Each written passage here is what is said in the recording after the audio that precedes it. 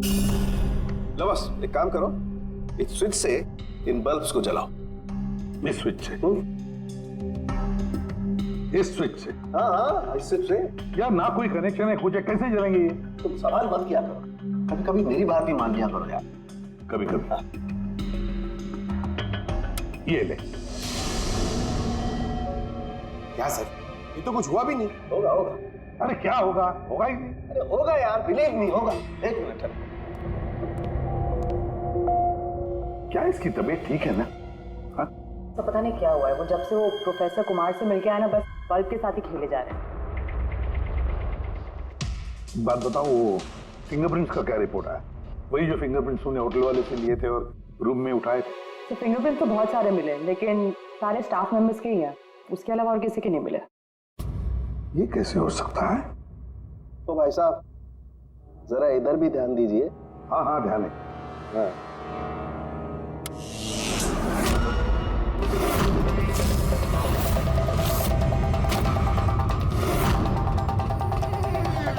अरे सर ये बल्ब जलने कैसे लगे?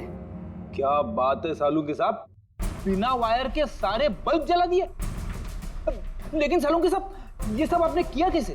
ठीक वैसे ही हुआ ये फ्रेडी, जैसे कि खूनी ने किया था उस दिलीप की कुर्सी पे और रोहन के बेड पे। जादूगर सालुंखे, जरा साफ साफ बताइए आपने ये किया कैसे? करंट क्या हवा में से आया? हवा में से नहीं आया बॉस, करंट आया है इलेक्ट्रिक पेंट के जरिए। Electric paint? हाँ, इलेक्ट्रिक पेंट। दरअसल बिजली के जो तार होते हैं वो मेटल के होते हैं, और metal is a good conductor of electricity, इसीलिए करंट उनमें से पास होकर के जाता है। ठीक इसी तरीके से कुछ पेंट भी होते हैं जिन्हें हम इलेक्ट्रिक पेंट कहते हैं, और ये भी गुड कंडक्टर ऑफ इलेक्ट्रिसिटी होते हैं। इनमें से भी इलेक्ट्रिसिटी पास हो सकती है, और कमाल की बात यह है कि ये किसी भी कलर में मिल सकते हैं, जो आसानी से किसी भी बैकग्राउंड में मर्ज भी हो सकते हैं। ओह, इसीलिए मैं होटल रूम में और रेस्टोरेंट में कुछ दिखा नहीं सर। Exactly that.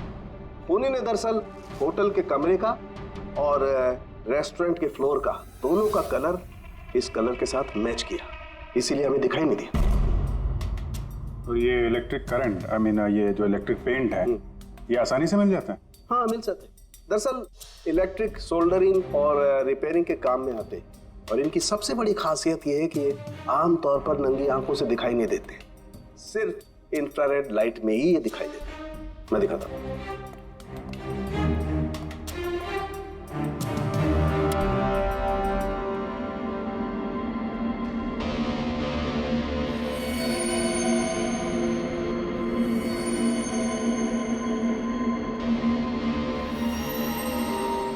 देखा बॉस?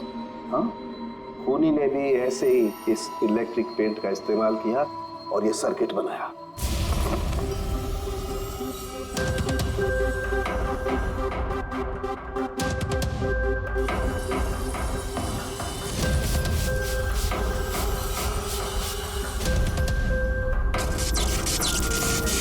एक बात तो पक्की है, ये जो भी कोई है उसे इन सारी चीजों की पक्की जानकारी है। मगर सर इनमें से खूनी कौन है? इस प्रोफेसर से तो मिल लिए सर, ये तो नहीं है। ये बंसी? बंसी तो एक क्लर्क है, और मुझे नहीं लगता कि एक क्लर्क को साइंस की इतनी जानकारी होगी। सर इनमें से सबसे ज्यादा पढ़े लिखे तो ये प्रोफेसर ही लग रहे हैं। कोई ऐसा जो प्रोफेसर जितना इंटेलिजेंट तो नहीं है, लेकिन इसे इन सब चीजों की जानकारी है।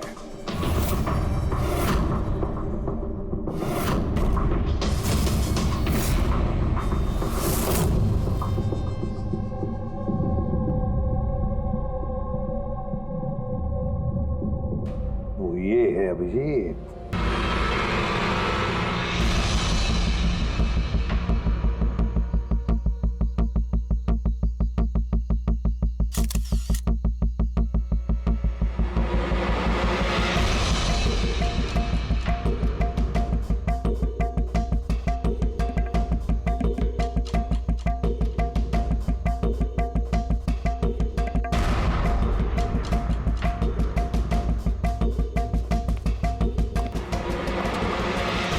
आप लोगों को कुछ मिला? नहीं सर, ऐसे तो नॉर्मली पता चल जाता है कि आग कैसे लगी, पर यहाँ पर तो कुछ पता ही नहीं चल रहा है कि आग लगी कैसे। अच्छा, ठीक है, देखो एम्बुलेंस कहाँ तक पहुंची। जी सर।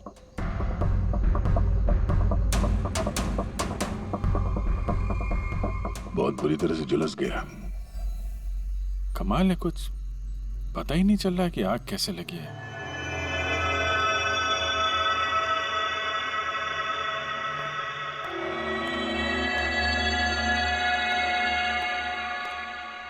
कैसे हुआ ये सब? सब कुछ तो बिल्कुल ठीक था, पता नहीं ये आग कहाँ से लग गई। इतने सारे लोगों की बद्दुआएं तो लगेंगी ना। क्या कहा तुमने? पता चला था सर कि दिलीप साहब किसी कोर्ट के केस में फंसे हुए थे। काफी बड़ा चक्कर था, लेकिन अभी कुछ दिन पहले छूट भी गए थे। काफी लोग नाराज भी थे इस बात से। कहीं इसी चक्कर में किसी ने दिलीप को मार तो नहीं दिया? नहीं, कोर्ट ने बरी कर दिया था मेरे पति को, उन्होंने कुछ भी नहीं किया। क्या केस क्या था? 9 साल पहले जीजू के थिएटर में आग लग गई थी, जिसके कारण कुछ लोगों की मौत हो गई थी और सारा इल्जाम जीजू पर आ गया था। ऐसे कैसे हवा में आग लग सकती है? जरूर किसी की प्लानिंग है। किसी पे शक है आप लोगों को? कौन कर सकता है? कोई भी कर सकता है, अनीता भी कर सकती है। कौन कौन है अनीता? टोनी की वाइफ, और वो आज यहाँ आई भी है।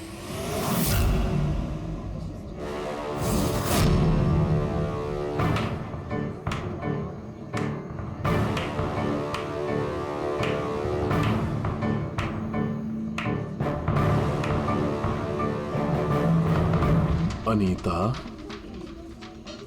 दूसरों का घर बर्बाद करके अपने परिवार के साथ खुशियां मनाई जा रही है। वेरी गुड, वेरी गुड, वाह।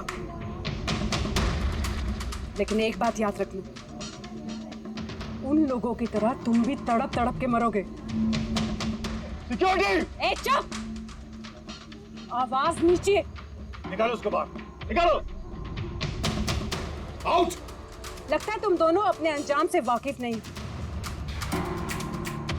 तुम्हारा बुरा समय अब शुरू हो गया है, याद रखना। तूने जो किया है ना मेरे टोनी के साथ, याद रखना, इसके बाद तू नहीं बचेगा। सुना तूने? ले जा इसको। तू नहीं बचेगा, नर्क में चलेगा तू। अरे देख क्या रहा है, ले जा इसे। नर्क में चलेगा तू, तड़प तड़प के चलेगा, याद रखना। अरे जा।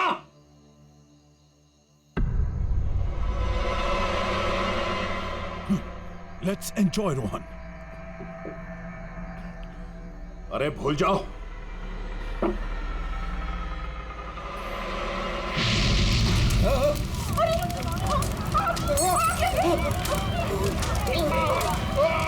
दिलीप और रोहन जिस केस में फंसे थे, उसी केस में कोर्ट ने टोनी को सजा दी थी। अच्छा, किस किस को पता था कि आप लोग यहाँ रेस्टोरेंट में आने वाले हैं? पता नहीं सर। अच्छा, दिलीप जी के आने से पहले इस चेयर के आसपास किसी को देखा था क्या? किसी अनजान आदमी को? नहीं सर, किसी को नहीं देखा सर। ये टेबल किसने रिजर्व किया था? दिलीप जी का फोन आया था, कह रहे थे कि हमारे लिए टेबल रिजर्व रखो। हमेशा यहीं बैठते थे, इसी टेबल इसी चेयर पर, रेगुलर कस्टमर थे हमारे। किसी को पहले से पता था कि दिलीप यहाँ इसी टेबल पे बैठेगा? सर, कुर्सी के पास तो ऐसी कोई चीज नहीं है जिससे आग लग सकती हो। कमाल की मिस्ट्री है यार। CCTV camera,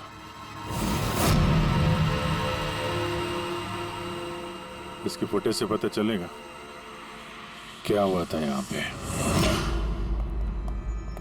oh my God, ये सब कैसे हो गया?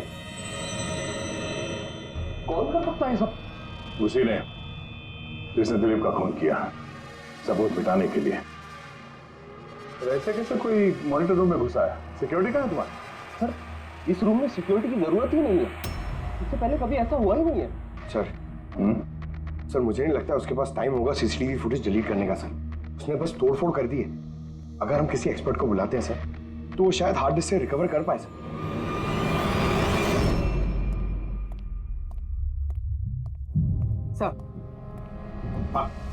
सर 9 साल पहले दिलीप और रोहन का एक थिएटर था जिसमें आग लग गई थी। एग्जिट और एंट्री डोर बंद होने की वजह से इस आग में 12 लोग जल के मर गए।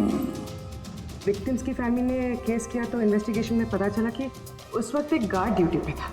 हाँ, टोनी। हाँ सर, कोर्ट में साबित हो गया कि टोनी ने बहुत शराब पी रखी थी और शराब के नशे में वो इतना धुत था कि वो इमरजेंसी एग्जिट भी खोल नहीं पाया। हाँ, मगर इस टोनी की बीवी अनीता ये मानने को तैयार ही नहीं कि गलती टोनी की है। सर सिर्फ उसका ही नहीं, बहुत सारे न्यूज़पेपर आर्टिकल्स ने भी कोर्ट के इस फैसले के खिलाफ आवाज़ उठाई थी। जब ये हादसा हुआ था उस वक्त दिलीप और रोहन के खिलाफ सॉलिड एविडेंसेस थे, लेकिन फिर केस चलता रहा। 9 साल हो गए।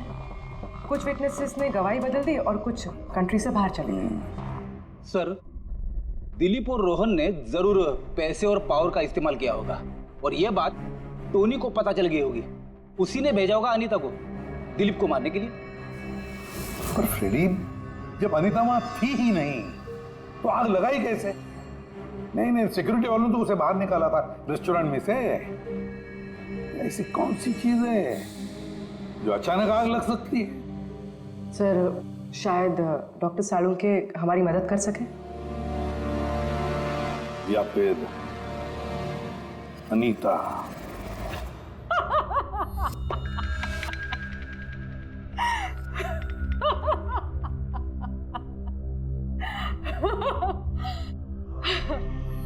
किस बात पे इतना हैरान है? मेरी हंसी पे? क्या दिलीप की मौत पे? दिलीप की मौत पे तुम इतना खुश क्यों हो रही हो? अब मैं खुश नहीं होंगी तो और कौन होगा? कल रात रेस्टोरेंट से निकलने के बाद तुम कहाँ गई थी? जेल, अपने पति से मिलने। वार्डन के पास सारे रिकॉर्ड हैं, आप चाहें तो चेक कर सकते हैं। वो तो हम करेंगे, और ये भी कि आखिर तुमने वो आग लगाई कैसे? कोई काला जादू किया तुमने? दिलीप को अचानक आग कैसे लग गई? काला जादू आता तो जरूर करती, पर मैं बहुत खुश हूं। ये दिलीप भी उसी तरह तड़प तड़प के मरा है जिस तरह 9 साल पहले वो बेकसूर लोग मरे थे, जिसकी सजा मेरा पति टोनी भुगत रहा है। तुम ये कैसे कह सकती हो कि टोनी की गलती नहीं थी? तुम तो वहां थी नहीं। मैं वहां नहीं थी, लेकिन टोनी यहाँ था। उस दिन उसकी तबीयत खराब थी। उसने अपने मालिकों से, रोहन और दिलीप से कहा वो जल्दी घर आ गया आग लगने से पहले। गलती उन दोनों की थी। अरे पुराना दरवाजा ठीक ही नहीं करवाया, जिसके कारण वहां आग में वो लोग झुलस के रह गए। मेरे पति की गलती नहीं थी, उन दोनों की थी। तो बहुत गुस्सा आया होगा ना तुम्हें? दोनों को मारने का भी मन किया होगा। 12 लोग मरे हैं वहां। मुझसे कहीं ज्यादा गुस्सा उन लोगों के परिवार वालों को आया होगा,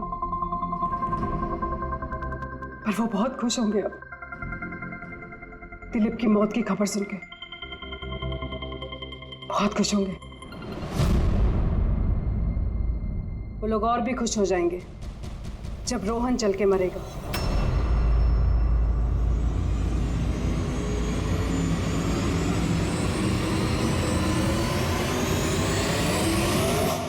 सर 42 लोग हैं, उन 12 विक्टिम के करीबी रिश्तेदार और फैमिली वाले। सस्पेक्ट ज्यादा और वक्त कम। सर सबसे पहले इन 42 लोगों में से उन लोगों के नाम हटा देते हैं जो कल दिलीप की मौत के वक्त शहर में नहीं थे। 9 साल हो गए इस बात को। शायद कितने लोग देश भी छोड़कर चले गए होंगे और कुछ लोगों की मौत भी हो गई होगी। फिर भी पता तो लगाना ही पड़ेगा। देखो कितने लोग शहर में थे जब दिलीप की मौत हुई।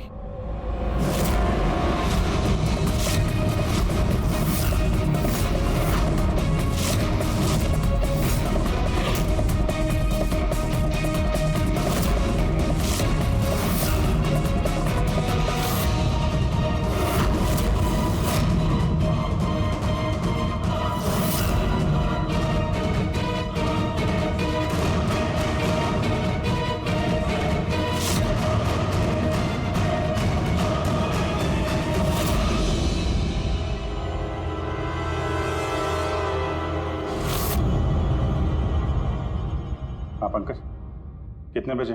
27 लोग हैं सर जो उस वक्त शहर में थे और उनके पास दिलीप को मारने की वजह थी। ठीक है, बुलाओ सबको ब्यूरो में, देखते हैं क्या कहानी सुनाते हैं ये लोग अपनी बेगुनाही की। जेम्स, तुम्हारे पिताजी 9 साल पहले थिएटर में लगी आग में जलकर मर गए, हैं ना? Yes sir. आपके हस्बैंड फिल्म अकेले देखने गए थे? उस दिन मैं बिजी थी, इसलिए वो अकेले ही चले गए। कल रात कहाँ पर थे तुम? सर मैं अपने फ्रेंड्स के साथ था। सर मैं पासपोर्ट ऑफिस गया था। उन दोनों को मैं ऐसे बच के नहीं जाने दूंगी। तो क्या किया तुमने? सोचा कि दिलीप से फेस टू फेस मिलूंगा और उससे पूछूंगा कि तुमने ऐसा क्यों किया। सर उसके बाद मैं अपने फ्रेंड के साथ घर पे गया। मैं अपनी वाइफ के साथ मॉल में था। सर आप मेरे फ्रेंड से पूछ सकते हैं। सर मैं उससे मिलता तो रेस्टोरेंट तक जिंदा नहीं पहुंच पाता। दिलीप को उसके किए की सजा मिल गई। मुझे मालूम चला रेस्टोरेंट से कि दिलीप के साथ क्या हुआ तो दिल को सुकून मिला सर। अब बचा रोहन, उसको भी उसके किए की सजा जरूर मिलेगी। अब इन 27 लोगों में से उन लोगों के नाम रहने दो जो घुमा फिरा के जवाब दे रहे थे और जिन्होंने अपने जवाब पहले से ही तैयार करके रखे थे।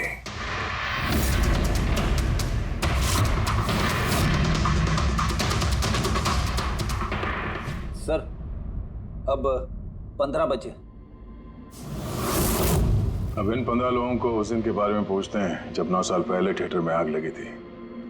देखते हैं किसे सबसे ज्यादा गुस्सा आता है, कौन मुंह फेर लेता है। सर मेरा भाई 10वीं पास हो गया था। उसने कहा पार्टी देनी है, दोस्तों को पिक्चर दिखाना है, पैसे दो। सर मैंने वो पैसे उसे दे दिए। काश वो पैसे मुझे उसे देने नहीं चाहिए थे सर। जिसने भी ये किया बहुत अच्छा किया। आज मैं खुश हूं, आज मैं बहुत खुश हूं।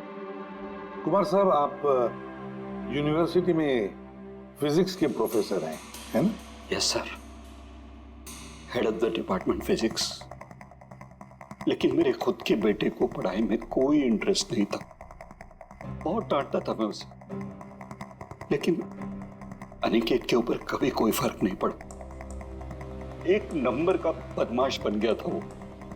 उस दिन भी वो कॉलेज से बंक करके दोस्तों के साथ फिल्म देखने चला गया और सर और वापस घर पे कभी नहीं आया। हिमेश, राइट, कॉन्ट्रैक्टर हो ना तुम? हाँ सर। हिमेश, 9 साल पहले तुम अपनी पत्नी के साथ फिल्म देखने गए थे उस थिएटर में। नई शादी हुई थी मेरी। सलोनी के साथ फिल्म देखने के लिए गया था। उसको भूख लगी थी।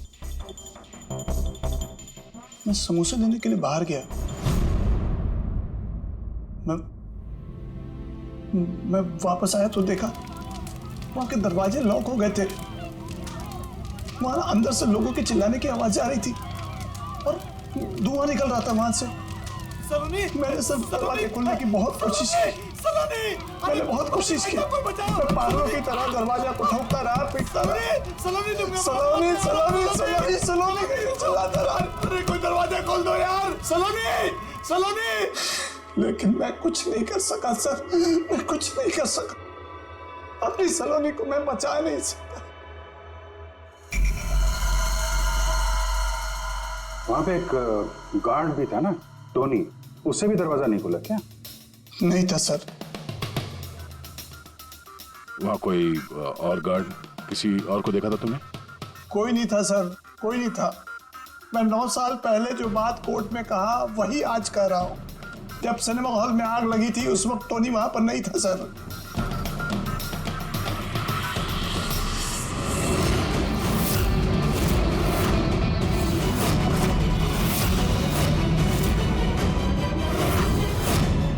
सर ये है हमारे फाइनल 15 सस्पेक्ट जो दिलीप को मार सकते हैं। सो कॉप्स कह रहे थे कि फायरमैन को भी पता नहीं चला कि आग का एग्जैक्टली सोर्स क्या था। उन लोगों को तो जनरली ढूंढ कर पता चल जाता है। कि वहां पर ऐसी कौन सी चीज थी जो तुरंत आग पकड़ती है, लेकिन उन्हें पता नहीं चला। उन्हें पता नहीं चला। उन्हें इसलिए पता नहीं चला क्योंकि उस चीज की ना तो कोई खुशबू थी ना कोई रंग था। Exactly sir. मतलब अगर लिक्विड होता ना तो इस दिलीप को पता चलता जब वो चेयर पे बैठता, उसे फील होता। और अगर पाउडर होता तो हमें टेस्टिंग में पता चल जाता। इसका मतलब ये तो गैस, जिसका मतलब ये गैस है। गैस? तो इसीलिए उस फायरमैन को पता नहीं चला कि किस चीज से आग लगी है। इनफ्लेमेबल गैस बॉस, जिसे सिर्फ एक स्पार्क की जरूरत होती है आग पकड़ने के लिए।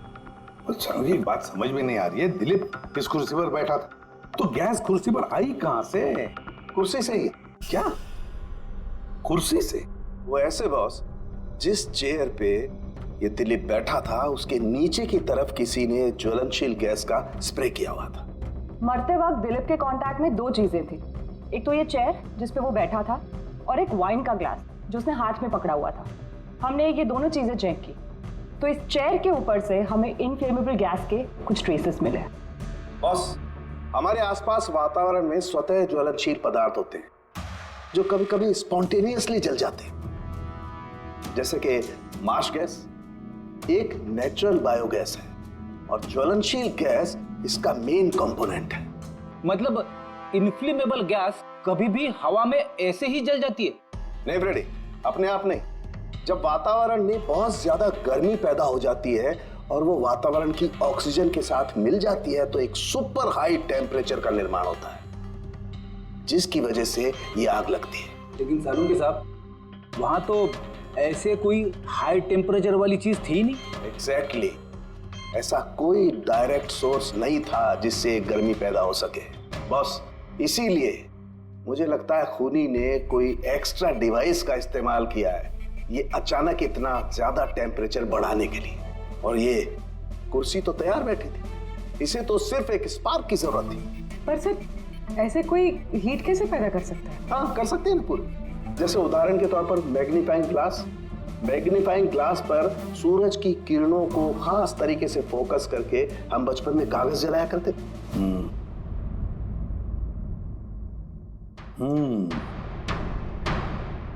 लगता है इस रेस्टोरेंट में फिर से जाना पड़ेगा। पता लगाना पड़ेगा किस चीज से आग लगी।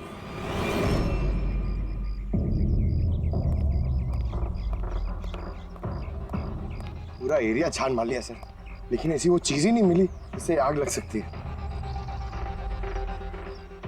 और ये ओपन रेस्टोरेंट है। जब खूनी ने दिलीप के चेयर के नीचे वो इनफ्लेमेबल गैस स्प्रे किया तो किसी ने तो देखा होगा। वही तो, चेयर में अपने आप आग लग गई और दिलीप चल के मर गया। किसी ने कुछ देखा नहीं और ना ही कोई सबूत हमारे सामने आ रहा है। सर, उस डेटा एक्सपर्ट ने सीसीटीवी फुटेज रिकवर कर ली है, आप देख सकते हैं सर। गुड, या तुम लोग यार देख लो, तब तक मैं देखता हूँ यहाँ पे कुछ मिलता है क्या। सर, दिलीप और उसकी फैमिली के आने के 15 मिनट के पहले की फुटेज है ये।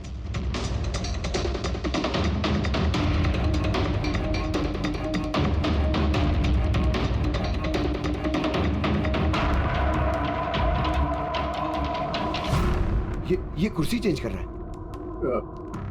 इसका कोई दूसरा एंगल है क्या? इसी टाइम का चेक करो। एक मिनट सर।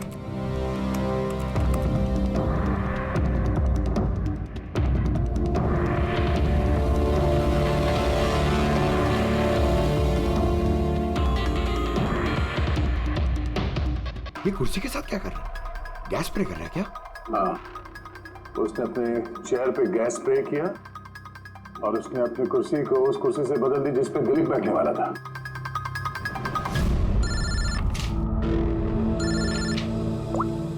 आ गया।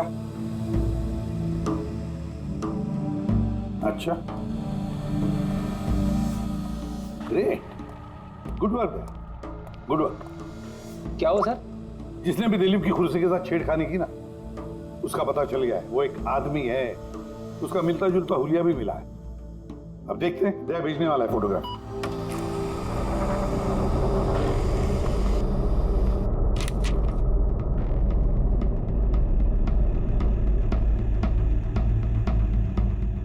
टोनी इन बचे लोगों में से ही कोई एक है, इन्हीं में से एक। और अब इसका अगला शिकार रोहन है।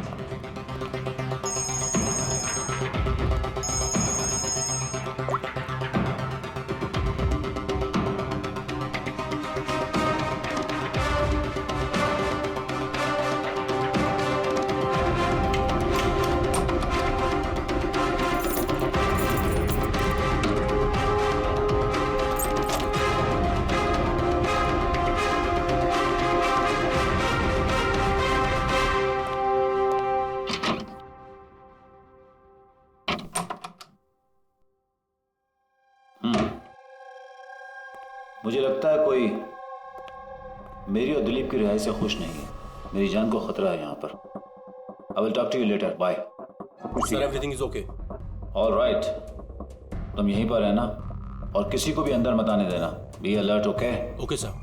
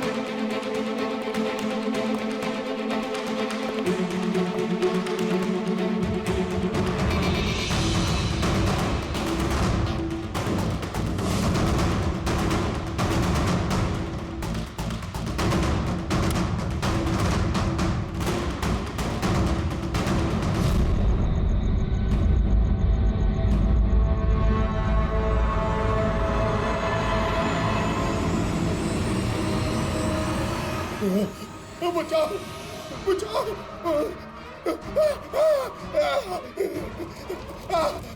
बचाओ, परे परे बचाओ बचाओ,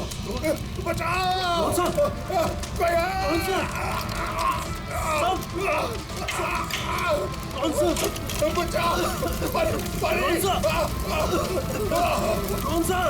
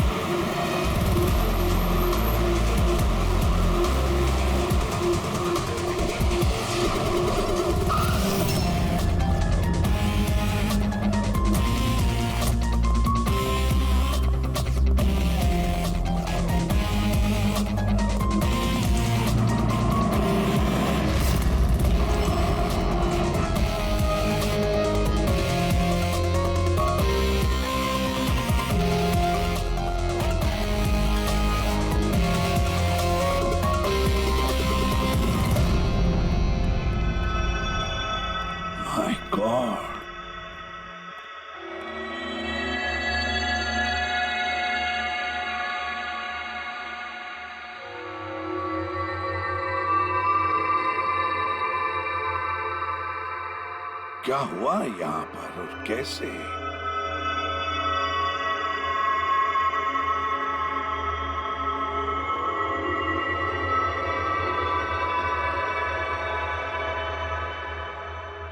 यहाँ पर भी और किसी किस्म की कोई स्मेल नहीं है, सिवाय इस जली हुई लाश की बदबू के। यानी ये मर्डर भी इन्फ्लेमेबल गैस से हुआ है? शायद। ये सब हुआ कैसे? हाँ? सर मैं रोहन सर का बॉडीगार्ड हूं सर। अच्छा, तो फिर ये आप लोग कहाँ थे जब ये सब हुआ? सर रोहन सर ने मुझे बाहर निगरानी के लिए कहा था, तो थोड़ी देर के बाद सर उनके चिल्लाने की आवाज आई तो मैं उनके कमरे की तरफ भागा, लेकिन सर दरवाजे के चारों तरफ से धुआं देखा तो मैं दूसरी चाबी से दरवाजा खोल के अंदर गया तो देखा कि सर रोहन सर जले पड़े थे। आप लोगों को भी कुछ पता नहीं है?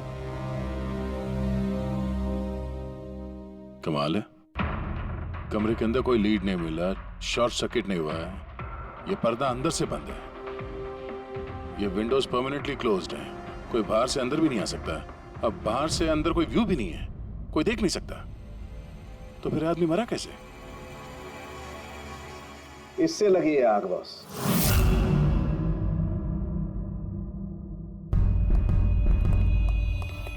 ये इस चीज से ये है क्या सर? फिलामेंट है। फिलामेंट? इलेक्ट्रिक बल्ब के अंदर का फिलामेंट। और जब इस फिलामेंट में इलेक्ट्रिक करंट पास होता है तो ये गर्म होकर के लाल हो जाता है। बॉस, टोनी ने भी इसी टेक्निक का इस्तेमाल किया है उस ज्वलनशील गैस को जलाने के लिए। पर वहां रेस्टोरेंट में जहां पर दिलीप की मौत हुई थी, वहां पर तो हमें ऐसा कोई फिलामेंट वगैरह नहीं मिला। बॉस, इतनी छोटी सी चीज है, वो खुली जगह है, उड़ गई होगी शायद कहीं, लेकिन यहाँ तो पूरा कमरा बंद है, इसीलिए पलंग के नीचे मिल गया मुझे। लेकिन सर, फिलामेंट से करंट पास होने के लिए वायर्स का कोई ना कोई कनेक्शन तो होना चाहिए ना बेड तक। होगा, यही कहीं होगा जरूर। तब पूरा बेड चेक कर लिया हमने, कमरा चेक कर लिया, ऐसा तो यहाँ पे कुछ भी नहीं मिला सर। दया, वो दरवाजा कैसा? मैनेजर। Yes sir. वो दरवाजा कहाँ खुलता है? सर दूसरा रूम है जो इस रूम से कनेक्टेड है सर। अब वैसे ये रूम सील्ड रहता है, इसे कोई खुलता नहीं सर। खोलो दरवाजा। Yes sir. आइए सर।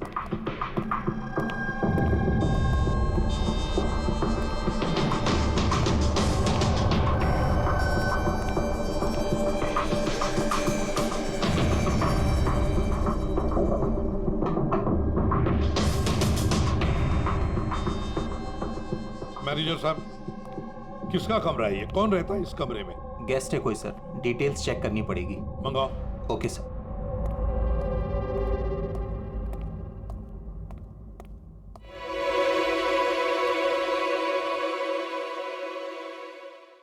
सर, वहां उस कमरे में जो कुछ भी हुआ है सर, वो इसी कमरे से किया गया। लेकिन अगर करंट इस रूम से पास किया गया है तो यहाँ से उस बेड तक कोई ना कोई वायर तो होनी चाहिए ना। और अगर वायर अगर होती तो बॉस रोहन को दिखाई भी देनी चाहिए। हाँ, शायद उसके बॉडीगार्ड ने भी देखा हो।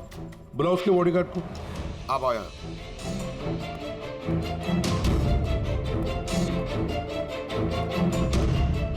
एक बात बताओ, जब तुम रोहन के कमरे में आए थे तब कोई वायर देखी यहाँ इस दरवाजे से उस कमरे में जाते हुए? कुछ भी नहीं सर, रोहन सर के रूम के अंदर जाने से पहले मैंने रूम को पूरी तरह से चेक किया था सर, लेकिन वायर जैसी कोई चीज उस रूम में नहीं दिखाई दी। ठीक है, जाओ तुम। जो कुछ भी हो दया, खूनी ने इसी दरवाजे का इस्तेमाल किया। इस दरवाजे से वो रोहन के इस कमरे में आया, उसने बेड पर इन्फ्लेमेबल गैस स्प्रे किया और किसी भी तरह से फिलामेंट को करंट दे दिया। बस फिलामेंट गर्म हो गई और इन्फ्लेमेबल गैस ने आग पकड़ ली, रोहन की मौत हो गई। बस एक बात पक्की है, ये जो कोई भी है उससे इलेक्ट्रिक और केमिकल्स की बहुत अच्छी जानकारी है। प्रोफेसर कुमार, फिजिक्स का प्रोफेसर कुमार, उससे बढ़कर और कौन जान सकता है इस सारे मामले में? दया, अच्छा, इस प्रोफेसर कुमार से मिल लो। अच्छा दया, मैं भी चलता हूं तुम्हारे साथ।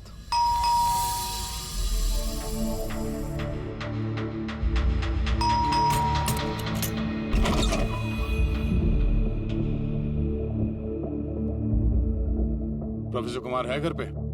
हाँ है, लेकिन आप लोग? सीआईडी। सीआईडी? सब ठीक तो है ना साहब? हाँ, उनसे कुछ पूछताछ करनी है। कहाँ है वो? बाहर बच्चों को पढ़ा रहे हैं, मैं बुला के लाता हूँ। कोई बात नहीं, हम देखते हैं।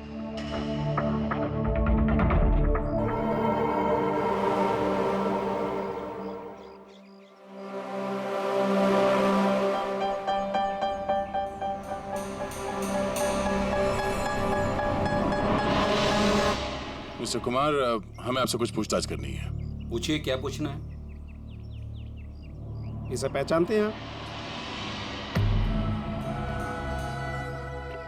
ये तो फिलामेंट है। गुड, सही पहचाना आपने। आपको पता ही है फिलामेंट हमें कहाँ से मिला? ये तो आप ही को पता होगा कहाँ से मिला आपको। रोहन के बेड के नीचे से। कल रात उसी बेड पे रोहन जल के मर गया। व्हाट? रोहन की भी डेथ हो गई? कल रात आप कहाँ पर थे? रात 9 से लेकर सुबह 3 बजे तक। आप मुझ पर शक कर रहे हैं? ये हमारे सवाल का जवाब नहीं हुआ मिस्टर कुमार। कल मैं पूरा दिन और पूरी रात घर पे ही था। कोई गवाह? जी हाँ, मेरा नौकर रामू और विकास। Please come here.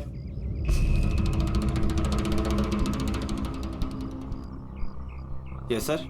इन्हें बताओ मैं कल कहाँ था। सर हमारे एक्स्ट्रा क्लासेस ले रहे थे यहीं पे सर। कितने बजे से कितने बजे तक? सर शाम के 6 बजे से सुबह के 5:30 बजे तक। सर हमारे एग्जाम आने वाले हैं ना, तो हमने ही सर को रिक्वेस्ट किया था एक्स्ट्रा क्लासेस लेने के लिए। ठीक है सर, तुम जाओ बेटा। सर मेरे 5 स्टूडेंट्स और भी हैं जो कल सुबह 9 बजे से लेकर 5:30 बजे तक हमारे साथ थे। कहें तो उनको बुला लूं? ठीक है। अब मैं जा सकता हूं सर, बच्चों को पढ़ाना है। Please please. Thank you.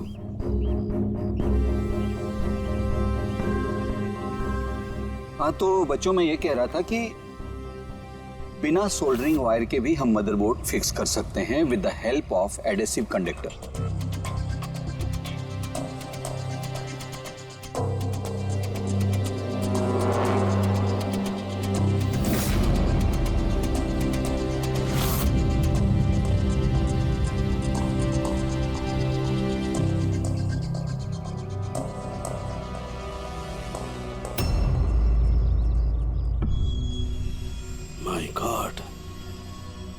My God यार, ये क्या बात? क्या? अरे यार, ये गलती मुझसे कैसे हो गई? क्या? गॉड, बूढ़ा हो गया हूं मैं, बूढ़ा हो गया हूं मैं। एक काम करो, 1 घंटे बाद फॉरेंसिक लैब में मिलो, कुछ बताऊंगा। 1 घंटे बाद। अरे वो ये है वो, याद है क्या कहा था इसने कि क्या काम करता?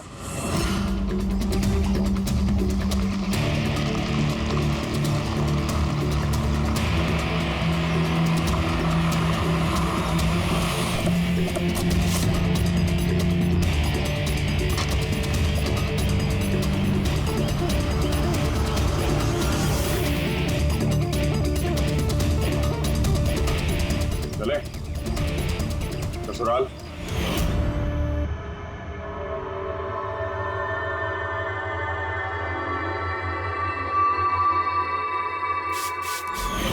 दिलीप और रोहन पर केस हुआ था, लेकिन मुझे मालूम था अपने पैसे और पावर के दम पर वो छूट जाएंगे। लेकिन उनके पास पैसा था तो मेरे पास दिमाग। कई महीनों तक उनका पीछा किया, वो कहां जाते हैं, क्या करते हैं, किससे मिलते हैं, सब कुछ। आखिर मैंने दोनों को मारने की तरकीब ढूंढ ही निकाली, इलेक्ट्रिक पेंट्स और सर्किट्स के जरिए। ये दोनों के बारे में मुझे अच्छी खासी जानकारी थी। बस दे दी दोनों को सजा, दोनों को मार दिया जिंदा जलाकर, जैसे उन्होंने मेरी सलोनी को मारा था। हिमेश, तुम्हारी पत्नी के साथ जो कुछ भी हुआ उसका हम सबको अफसोस है, लेकिन दिलीप और रोहन को मारकर तुम्हें क्या मिला? क्या तुम्हारी पत्नी वापस आ गई? बदले की आग में तुमने 2 लोगों की जानें ली।